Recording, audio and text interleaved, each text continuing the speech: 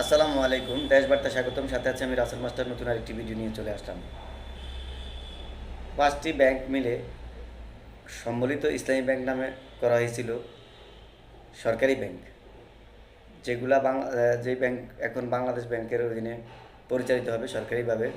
এর ভিতরে সোশ্যাল ইসলামী bank, first security bank, ইসলামী bank, আরও দুইটা ব্যাংক রয়েছে।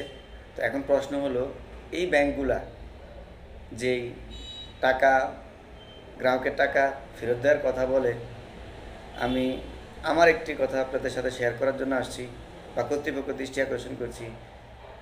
5ই আগস্টের পরে আমি একটি ডিপিএস করি ফার্স্ট সিকিউরিটি ব্যাংক বাকিলা শাখায়, হাজীগঞ্জের বাকিলা শাখায়।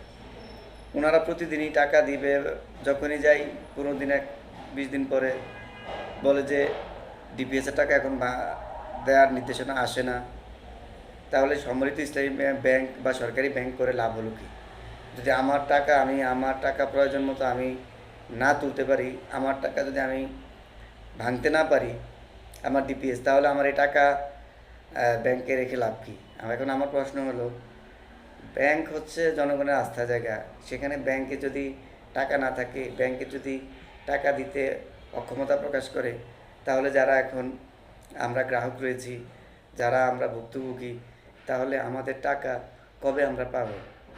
বাংলাদেশ ব্যাংকের প্রতি আমার দৃষ্টি আকর্ষণ থাকবে, অনতিবিলম্বে এই ব্যাংকগুলোর যে ডিপিএস রয়েছে বা এফডিআর যে বা সঞ্চয় রয়েছে, আপনারা এগুলার সুষ্ঠু সমাধান করে আমাদের টাকা উত্তোলনের ব্যবস্থা করে দিন। বা যাতে আমরা, যেহেতু দেশে এখন বর্তমান প্রেক্ষাপটে অর্থনৈতিকভাবে দেশ অনেক ক্ষতিগ্রস্ত, কাজ কামের অবস্থা তেমন ভালো নাই, আমরা আমাদের জীবিকা নির্বাহ করতে অনেক কষ্ট হয়।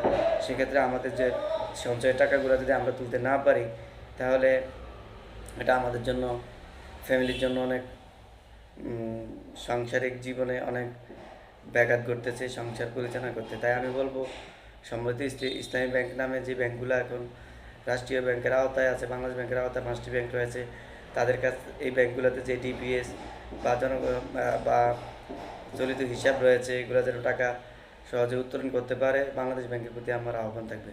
পরিশেষে দেশবার্তা থেকে আমি রাসেল মাস্টার বিদায় নিলাম। আল্লাহ হাফেজ।